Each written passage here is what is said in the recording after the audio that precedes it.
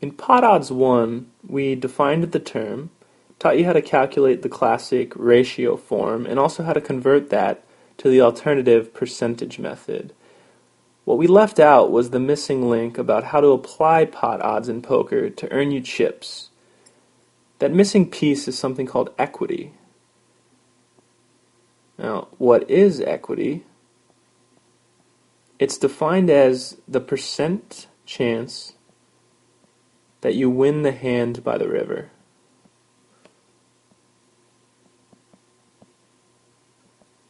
In other words, what's the probability you have your opponent beat by the time you get to the river?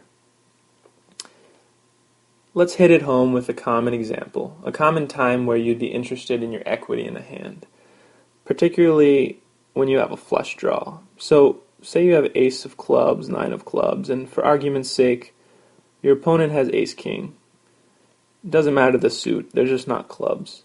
And the flop comes two clubs and a non-club king. So you and your opponent both like your hand. But your opponent happens to go all in, and you're faced with a difficult decision. You'd like to know, what's your equity? What's your percent chance of winning this hand by the river? Well, it turns out there's really only two ways you can win. You can hit running nines, or you can make your flush. And that's making your flush is really your only hope here. So what's your chances of making the flush? It turns out that's 1/3 of the time, or 33%. Don't worry how we calculate that, just take that as a given.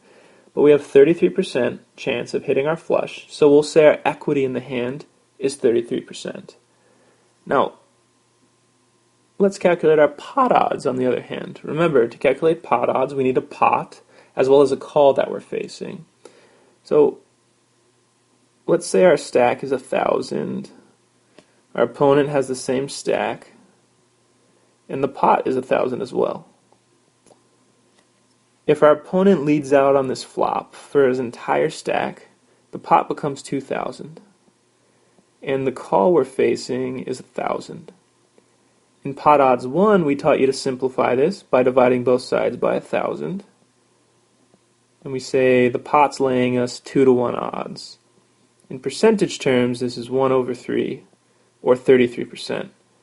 Now, it's no coincidence for this example, I've made our equity equal our pot odds. And what this means is in the long run, calling here will be break even.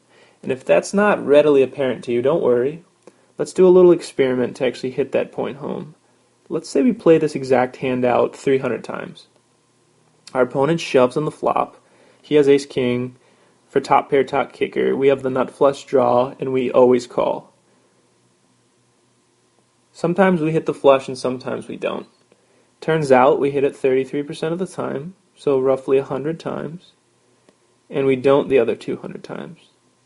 What does our profit and loss look like when we make our flush and when we don't? Well, when we make it, we called an additional 1,000 to win a pot of 3,000 for a net profit of 2,000. And when we don't hit our flush, we lose that 1,000 chip call. Over the course of the experiment, it's 200,000 profit here. Just multiply 2,000 times by 100. Down here it's minus 200,000. So you can see already our net profit's 0. And again, the lesson here is that's because our equity was exactly equal to our pot odds. But remember, this is poker. We don't just want to break even. We want to make money. And how do we do that? We're looking for situations where our equity is actually greater than our pot odds.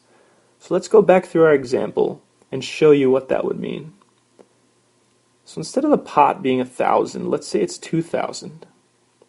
So when our opponent goes all in, the pot becomes 3,000, and our pot odds, we're still facing that 1,000 call, so our pot odds are now 3-to-1 instead of 2-to-1. In percentage terms, that's 1/4, or pot odds of 25%.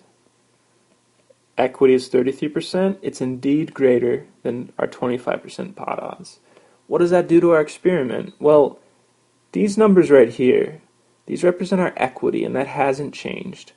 Our percent chance of hitting the flush by the river is still 33%. What has changed is our profit and loss when we do hit that flush.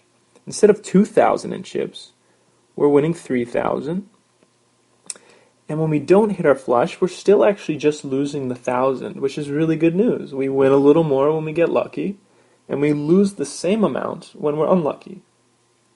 If we multiply this out over the entire experiment, on the top side, we're winning 300,000 now, and we're still losing 200,000 on the bottom side. If we net that out, it's $100,000 in profit over 300 hands, for an average profit of about 333 chips per hand.